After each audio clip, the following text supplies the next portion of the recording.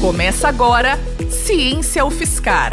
Conheça, descubra e aproveite as pesquisas e seus pesquisadores e pesquisadoras da Universidade Federal de São Carlos.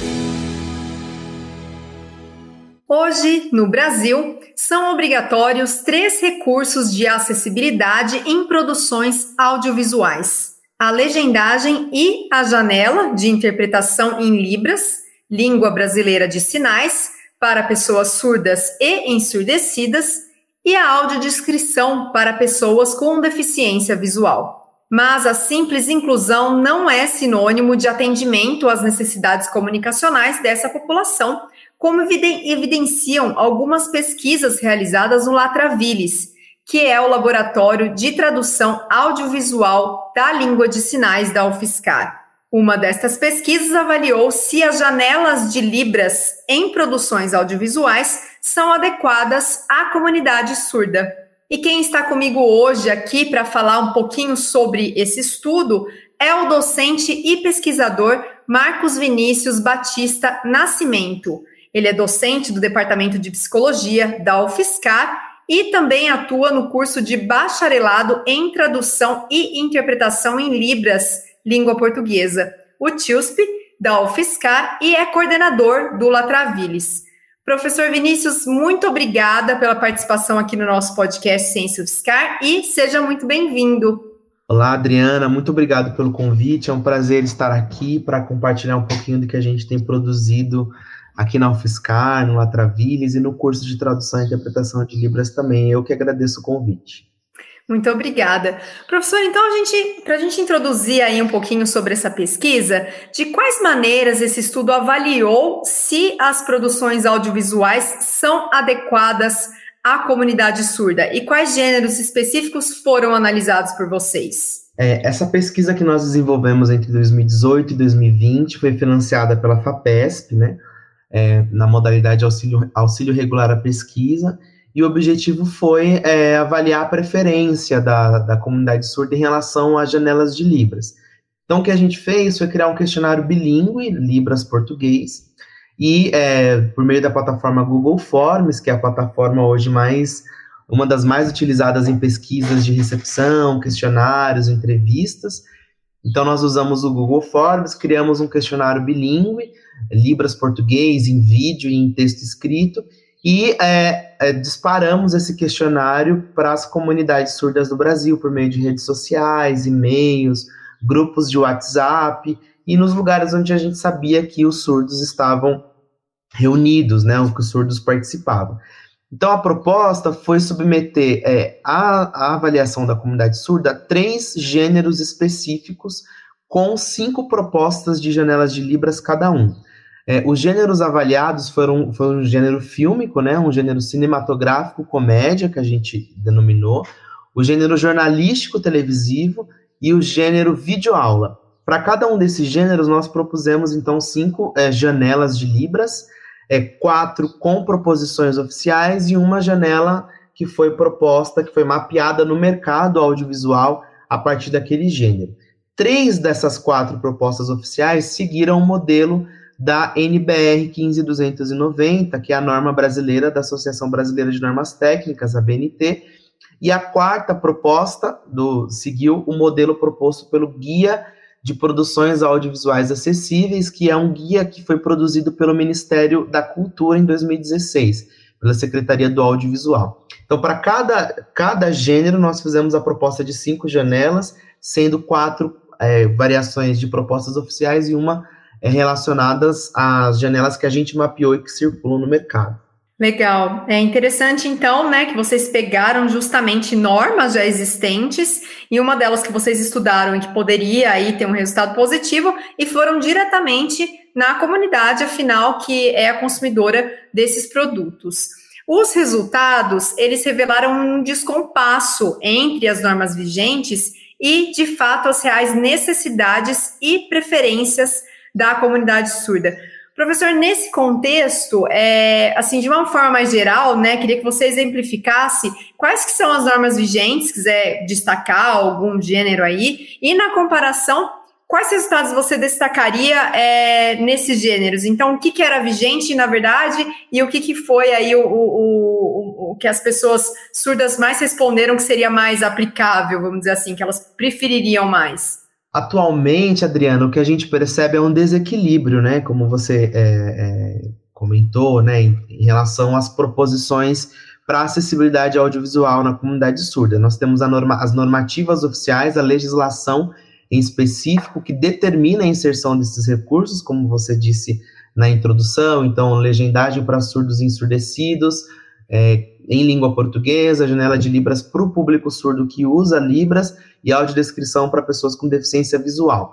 Em relação à comunidade surda, a gente percebe um desequilíbrio porque existe a legislação que determina, né, a inserção, então há uma determinação legal dessa inserção, há um mercado que regula a forma como essa inserção vai acontecer de acordo com as suas próprias avaliações estéticas da peça audiovisual, porque a janela de Libras ela é um recurso de acessibilidade que se sobrepõe à peça audiovisual ao produto que vai ser consumido, né? Então tem ali uma alteração estética na produção, na fruição final dessa obra.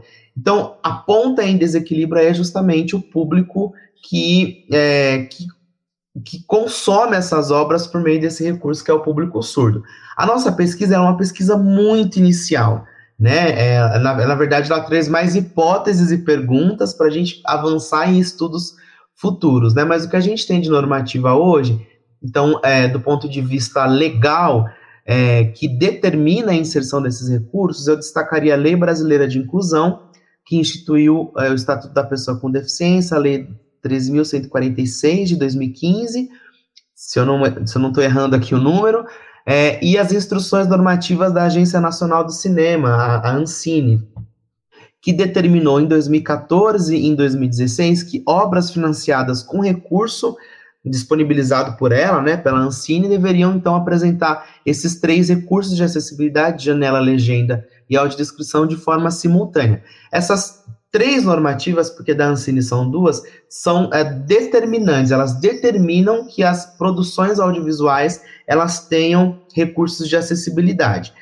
A Lei Brasileira de Inclusão, ela ocasionou um impacto muito grande na esfera política, porque lá na LBI, ela vai determinar que as propagandas político-partidárias tenham, então, os 3 recursos para as pessoas com deficiência sensorial e os debates promovidos ao vivo na TV também sejam disponibilizados ao público com esses recursos. E a Agência Nacional do Cinema, as normativas da Ancine, impactou mais a esfera cinematográfica, a produção cultural audiovisual como um todo, né? Apesar de não ter uma fiscalização efetiva, apesar das obras terem de ser depositadas na Cinemateca, que foi, como a gente sabe, muito precarizada nos últimos anos e que agora está sendo retomada por meio de uma nova contratação para fazer sua gestão. Então, apesar desses problemas estruturais, nós temos normas que determinam. Essas são as normas legais.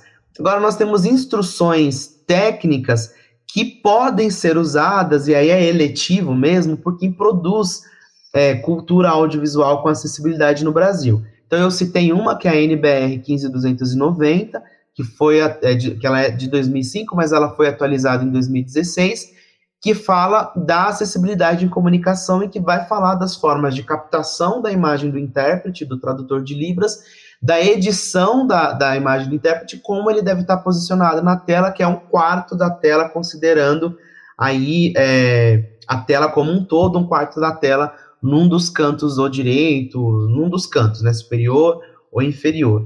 E a gente tem também a instrução do Guia de Produções Audiovisuais Acessíveis, que foi composta por um grupo potente de trabalho, de pessoas muito sérias que pesquisam acessibilidade audiovisual, e que propõe um outro modelo de janela, que eles vão chamar de Picture-in-Picture, que diminui o tamanho da produção audiovisual e coloca a janela deixando ali 2 faixas, uma na vertical, uma na horizontal, tirando a janela de Libras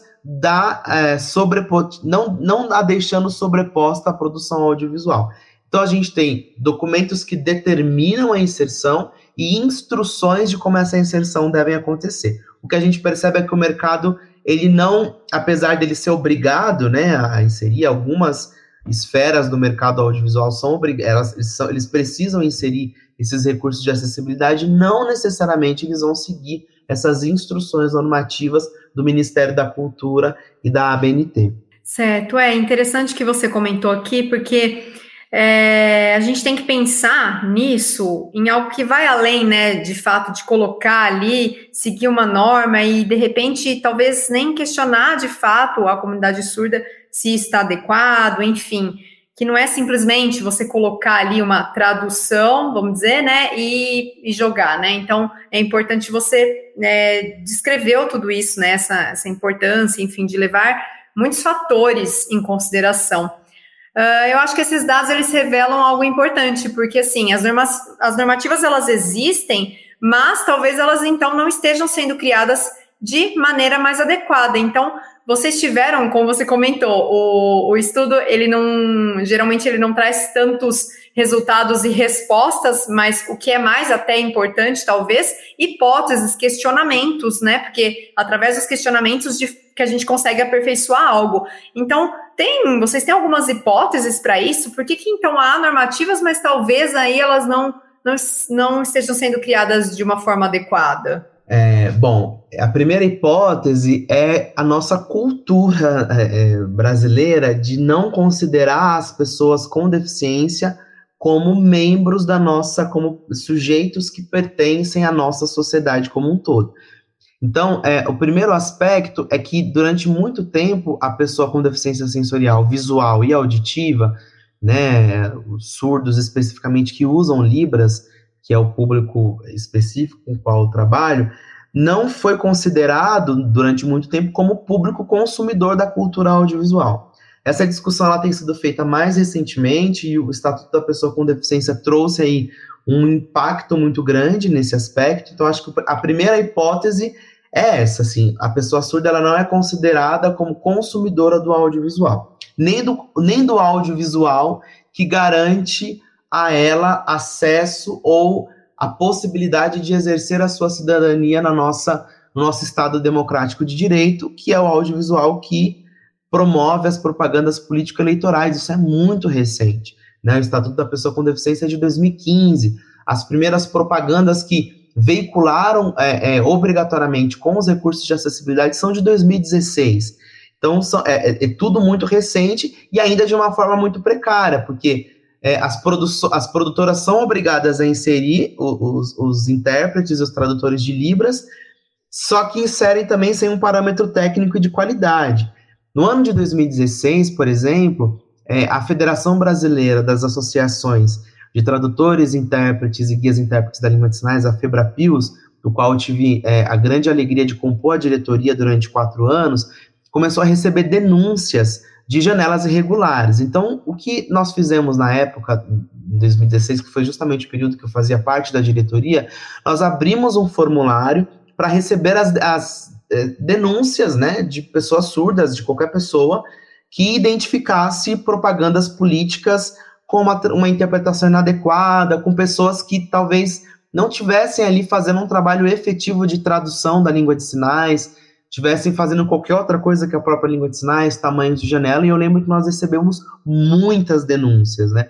Essas denúncias foram entregues ao Tribunal Superior Eleitoral em parceria com a Federação Nacional de Educação e Integração de Surdos, a fim de que houvesse uma regulamentação, e muitas propagandas foram tiradas do ar por irregularidade técnica e tradutória em 2016. Nas eleições de 2018 isso mudou um pouco, mas ainda teve alguns problemas em relação à exibição. Isso revela, na minha opinião, que o público surdo ainda não é considerado como público, nem como cidadão da nossa sociedade. Então, acho que tem uma questão de uma raiz, de um capacitismo mesmo, que está na sociedade brasileira como um todo. A segunda hipótese é porque essas proposições, elas não foram feitas com base em pesquisas de recepção com esse público. A pesquisa de recepção ela é muito importante. Por quê? Porque considera, então, tem tudo a ver com a primeira hipótese, né? Esse público como um público consumidor que vai usufruir, que vai assistir, que vai entender, que vai exercer o seu direito de acesso à cultura, à democracia, etc., etc., e vai propor para ele modelos diferentes que sejam avaliadas a partir da sua percepção enquanto alguém que precisa desse recurso. Faltam pesquisas de recepção, como essa que a gente fez, que foi muito inicial, que é um questionário fechado, uma pesquisa ainda avaliativa, né? Mas também faltam pesquisas empírico-experimentais que avaliem como funciona o cérebro da pessoa surda ao consumir uma janela de Libras. Então, esse tipo de pesquisa, por exemplo, tem sido feita já há alguns anos com legendagem. Então, por meio do rastreamento ocular, que é uma metodologia de pesquisa que mapeia o movimento dos olhos na leitura da legenda. Então, hoje, os parâmetros para a construção da legendagem, eles são técnicos e mapeados com base em estudos empíricos experimentais. Quantas palavras devem aparecer na legenda, o tempo de leitura, quantas linhas, quebra de sintagma, o que deve manter, o que não deve manter. Então, esses parâmetros técnicos foram construídos com base em pesquisas dessa natureza. Quando a gente fala de janela de Libras, nós estamos começando ainda essas pesquisas. E os dados revelam isso. Até não respondi a pergunta, uma parte da pergunta anterior, né? Então, por exemplo, na normativa, no gênero cinematográfico que nós fizemos a proposta, o guia de produções audiovisuais, ele foi proposto, a janela que está lá, foi proposta para a esfera cinematográfica. Só que na nossa pesquisa, ela foi muito mal avaliada para o cinema, ou seja, ela foi mal avaliada para o gênero no qual ela foi proposta. E essa mesma proposição foi muito bem avaliada para o gênero jornalístico televisivo, que é um gênero que passa, né, na TV hoje, tá, nas redes sociais também, mas que ele tradicionalmente é um gênero que circula na mídia antiga, né, nas velhas mídias, que é a mídia televisiva. Numa das velhas mídias, que é a mídia televisiva. E esse guia de produções audiovisuais recomenda que para a TV seja utilizada a norma da ABNT. Ora, a proposta que o guia faz para o cinema foi melhor avaliada para a TV do que para o próprio cinema. Ou seja, a gente precisa avaliar esse público e colocar esse público nessa posição de sujeitos que compreendem e consomem essa produção audiovisual e que devem opinar a melhor forma de acesso a esse conteúdo por meio desses recursos. Eu diria que a ausência de pesquisas de recepção amplas, como essa que a gente fez, e de pesquisas empírico-experimentais, que vão mapear, vão fazer, olhar o movimento. A gente não sabe, por exemplo, Adriana, qual que é o local mais adequado para se colocar a janela de Libras. Nós temos inferências. Então, a gente não sabe se a janela de Libras colocada no canto inferior à direita faz com que o público surdo perca, se ele vai perder ou não as informações da obra audiovisual como um todo. Se colocar no lado esquerdo, qual que é o ganho que ele tem no superior. A gente ainda não tem esse dado, porque a gente ainda não fez pesquisa empírico-experimental no Brasil com janela de Libras. Algumas pesquisas internacionais com o público surdo ouvinte vão dando pistas para a gente da importância. Então, tem um estudo na África do Sul, por exemplo, que fez um mapeamento desse, com rastreamento ocular, com surdos e ouvintes, e percebeu que os surdos, o olho dos surdos, fica na janela do intérprete, mas também transita entre a janela do intérprete e os lábios do orador, porque ele está ali usando dois recursos. Ele está utilizando a língua de sinais e também quer fazer a leitura orofacial de quem está apresentando. E os ouvintes focam no rosto do apresentador, mas vira e mexe olham para os intérpretes, porque o intérprete também chama a atenção. Então a gente precisaria fazer estudos mais dessa natureza aqui no Brasil, ligados à língua brasileira de sinais, que é uma língua de sinais diferente, evidentemente, da língua de sinais sul-africana, né? Então eu diria que as minhas hipóteses, a partir dos nossos estudos, dos resultados dessa pesquisa, vão nessa direção. Certo.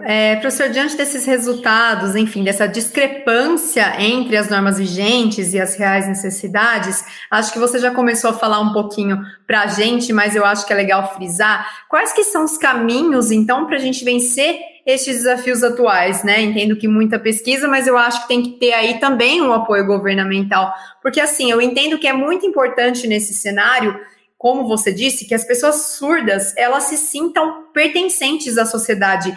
E isso significa poder ter o acesso nas mesmas condições das outras pessoas, ao jornalismo, ao entretenimento, à cultura, transmitidas aí nessas plataformas audiovisuais. Então, não é tratá-los como um público específico, por exemplo, para ficar numa sala específica de cinema, por exemplo, mas sim tornar as condições as mesmas de outras pessoas, né, para que haja essa interação social, enfim. Então, quais que são aí os caminhos que você enxerga? Além de muito estudo e muita pesquisa, né?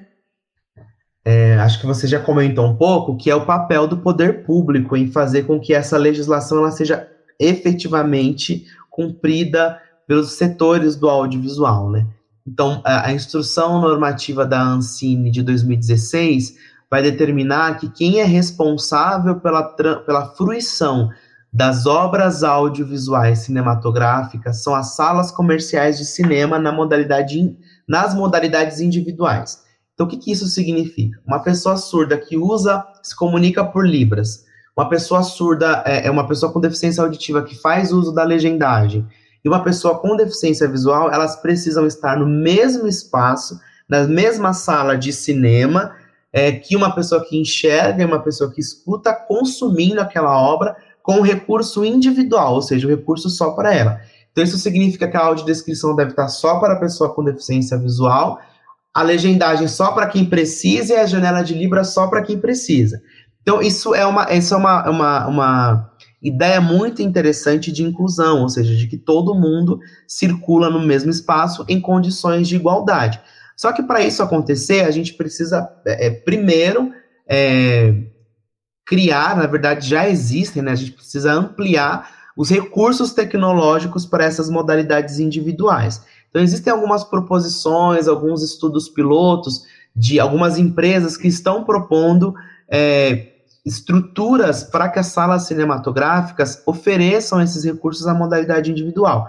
Então, a janela de Libras, talvez um aplicativo no celular, com um cabeamento em que um suporte para que ele coloque no celular, ele consiga acompanhar a janela de Libras junto com a obra audiovisual, um fone de ouvido para quem vai fazer a audiodescrição, um óculos especial. A gente tem algumas experiências que a legenda vai passar aqui já perto do olho, na íris, né, com esses óculos especiais. Então, existem já algumas proposições, só que isso precisa ser cumprido, né? Então, uma pessoa surda e uma pessoa cega hoje, uma pessoa com deficiência visual, uma pessoa com deficiência auditiva, que chegar hoje em qualquer sala comercial para assistir um filme, em tese, ela deveria ter acesso a esse recurso. E não é assim que acontece.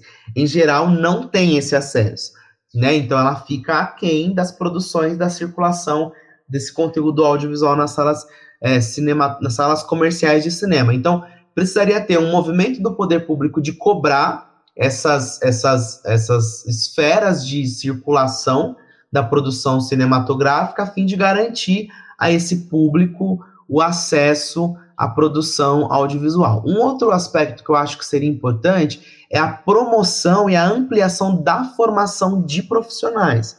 Então, a UFSCar hoje, ela compõe, ela se soma a outras 8 universidades públicas no Brasil que oferecem um curso de bacharelado para formar tradutores e intérpretes de Libras português. O último censo do IBGE identificou 9 milhões de pessoas com problemas auditivos no Brasil. E aí identificou diferentes tipos de problemas auditivos, diferentes graus. Mas a gente sabe que um número muito grande de pessoas se comunicam por Libras.